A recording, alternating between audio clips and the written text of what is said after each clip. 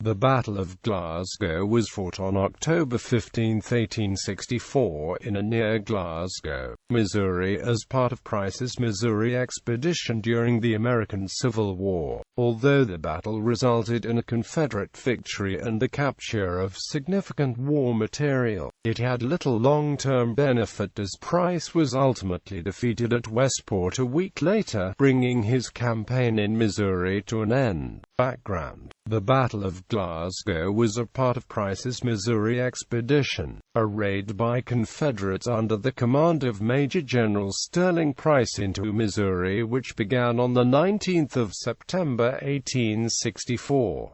Price's primary aims were to recruit men from pro-Confederate areas of northern Missouri, capture the federal arsenal at St. Louis, and seize animals and supplies for Confederate use.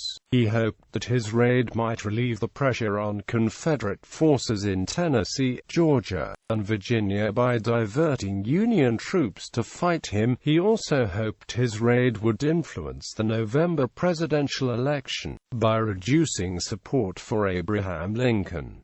After sustaining heavy casualties during the Battle of Fort Davidson, Price turned away from St. Louis and headed towards Jefferson City, the state capital. Nearing his objective, Price concluded that it was too heavily defended, and ordered his troops to move further west towards Lexington and Kansas City. At this point, Price detached troops from his army to capture the city of Glasgow on the Missouri River, having been informed of a storehouse containing weapons and supplies. A Union garrison of 800 men was located in Glasgow, under the command of Colonel Chester Harding. The size of the Confederate forces engaged against them was reported as being between 1,500 and 1,800 troops, including infantry, cavalry, and artillery. These were commanded by Brigadier Generals John Bullock Clark, Jr. and Joe Shelby. Battle: when the Confederates reached Glasgow, they laid siege to the town. 4 pieces of rebel artillery commenced shelling the city at 5 a.m. on October 15, 1864, and continued firing until 1 p.m. Additional cannon were deployed to support the infantry assault, which began at 7 a.m. as rebel soldiers advanced into Glasgow from multiple directions.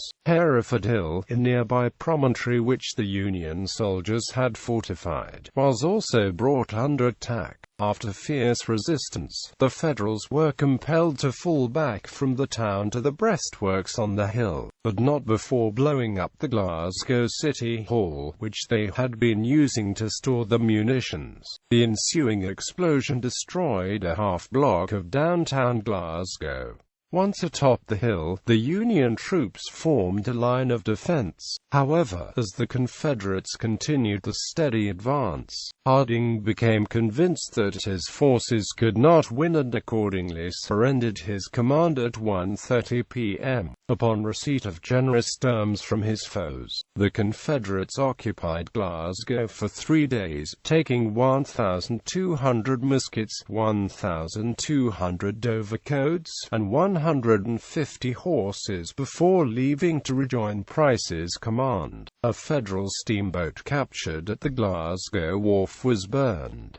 Captain G. A. Holloway, U.S. Adjutant General, testified to the uniform, kind and gentlemanly treatment the Federals received at the hands of Clark and Shelby. The paroled Union troops were permitted to retain the personal property, and officers were allowed to keep the sidearms after the surrender. Clark equally permitted his defeated foes to proceed by any route they might select to Union lines at Boonville, and promised not to disturb private property or citizens remaining in the town. Aftermath: the Confederate victory at Glasgow and the captured supplies proved a boost to the Confederates' morale, especially after the failures to take St. Louis or Jefferson City. Price's army would continue to advance through Missouri, but the high losses in men and material at the Battle of Westport on the 23rd of October 1864 finally convinced Price to withdraw his forces from the state. During the retreat, Price's men were attacked repeatedly by Union troops as they made their way through eastern Kansas and southwestern Missouri into Arkansas. Price had not been able to gain enough recruits to replace his losses, and the large number of troops deployed against him in Missouri had solidified the already formidable Union hold over that state. Hence, Price's raid would ultimately be described as being barren of results. Although a bright spot in an otherwise rather dismal campaign, the Battle of Glasgow is considered to have been at best a token victory, though it did provide Price's forces with much-needed supplies.